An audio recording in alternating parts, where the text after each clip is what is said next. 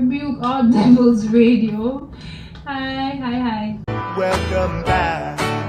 Welcome back. Welcome back. Welcome back. Welcome back. Welcome back. Welcome back.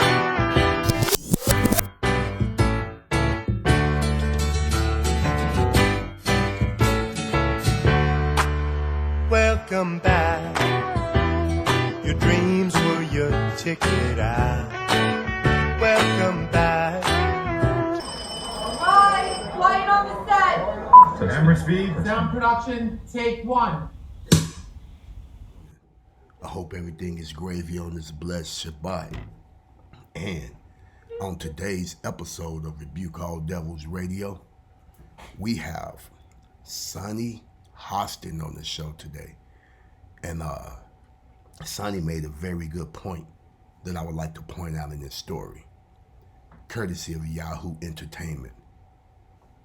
The View host Sonny Hostin talks death of Queen Elizabeth II. We can mourn the Queen and not the Empire. So I thank you, Rachel, for bringing us this story. And there go Miss Hostin right there.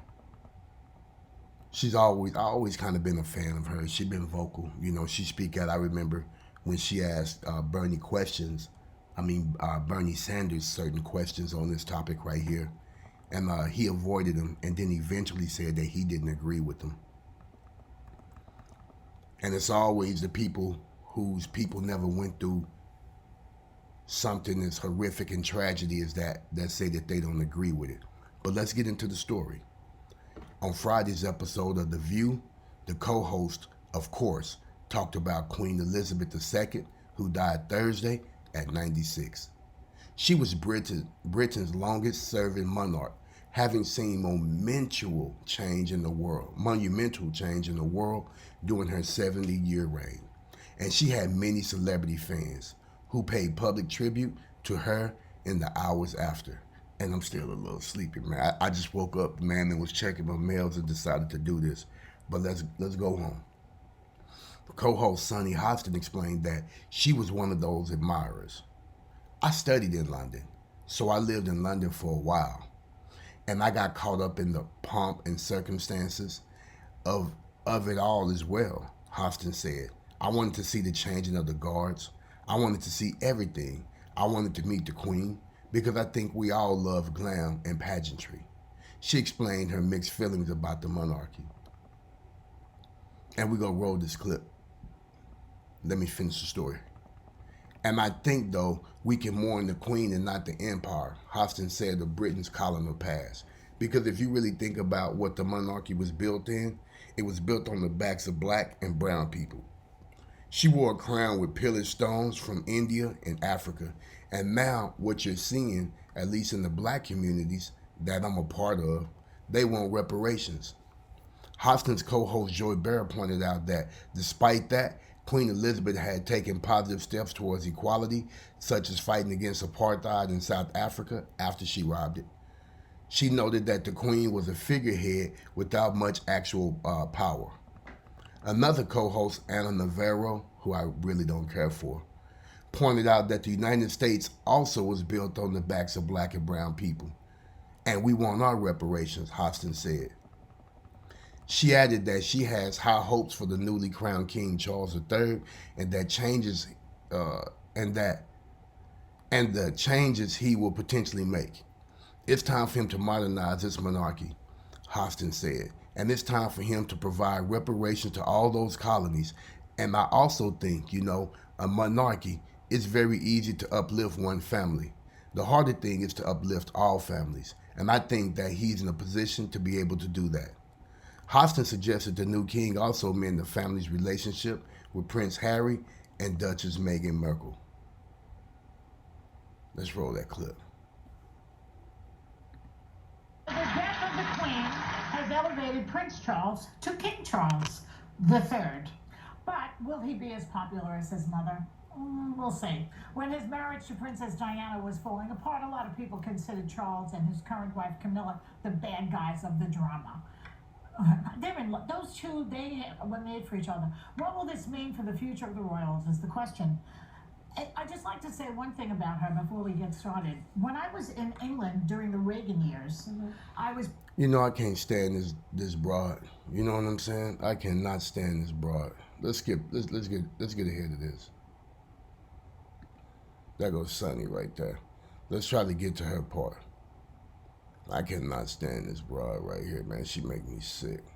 In the pomp and circumstance of it all as well. I wanted to see the changing of the guards. I wanted to see everything. I wanted to meet the queen because I think we all love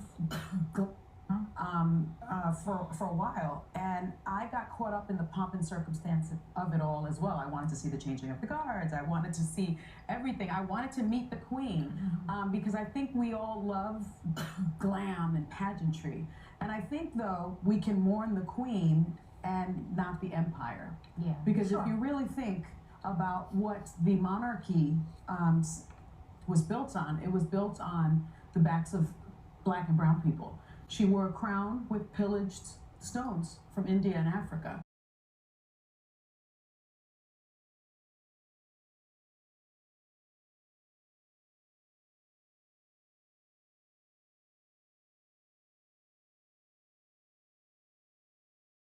And now what you're seeing, at least in the black communities that I'm a part of, they want reparations.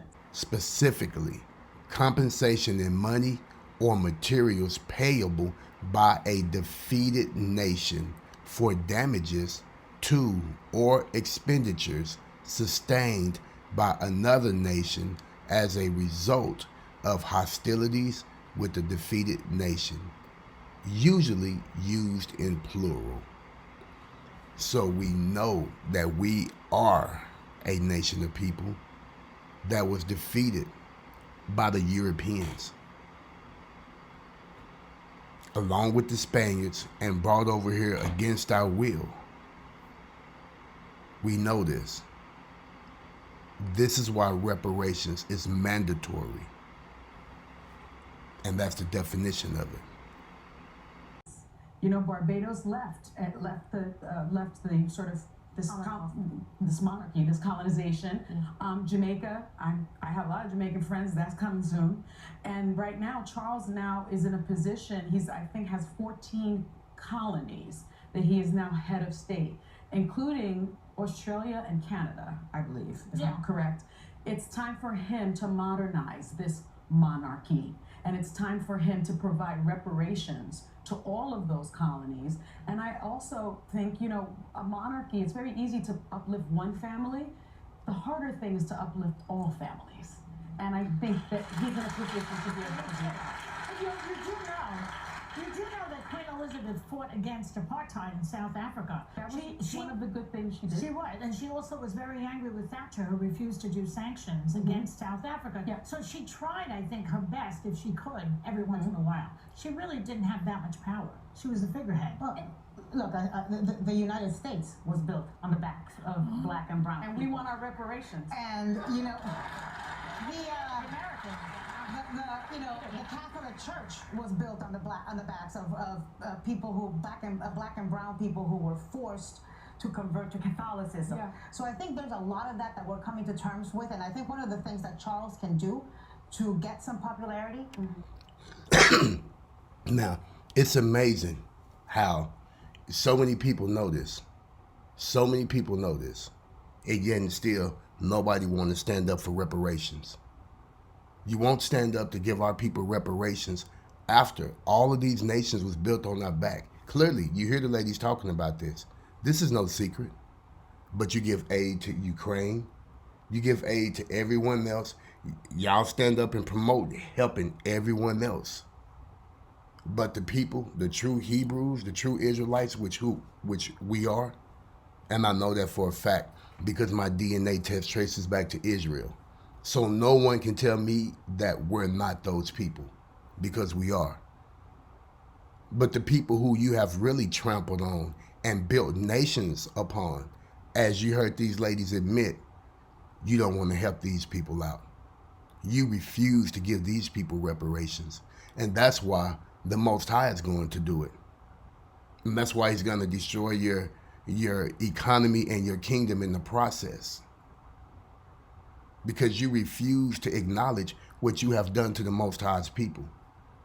You refuse to acknowledge, even though, as we just heard in the clip that we saw, this is well-known history. It's well-known history that almost the whole world built their nations and their kingdoms and their country wealth off of our backs and the backs of our ancestors.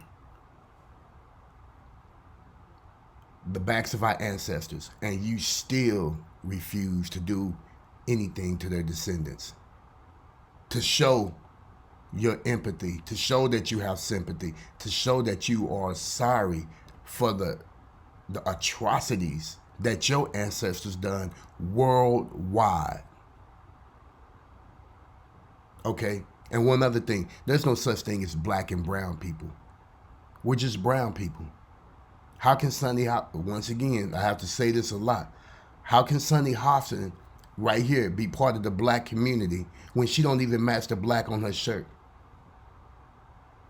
Okay? She don't even match this black vase right here. There is no such thing as black people. We're brown people. Genesis 2:7.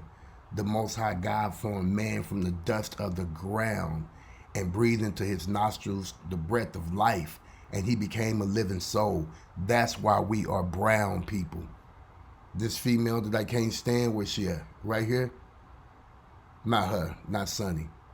This other broad, right here. There's no such thing as white people. Okay? She don't match this vase right here. There's no such thing as white people. Y'all need to get off this nonsense and tell the truth for what the truth just simply is.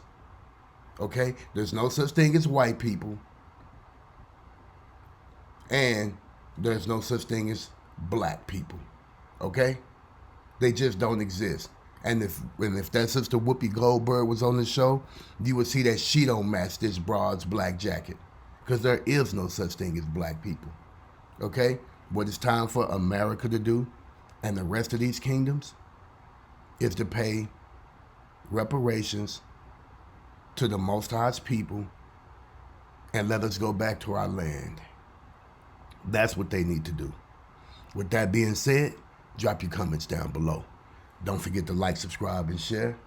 Don't forget to click on the notification bell. And remember, you have a voice, and you can stand up in righteousness against the wickedness that's going on. Because to sit back and be silent is to be complicit and part of the problem. Shalom.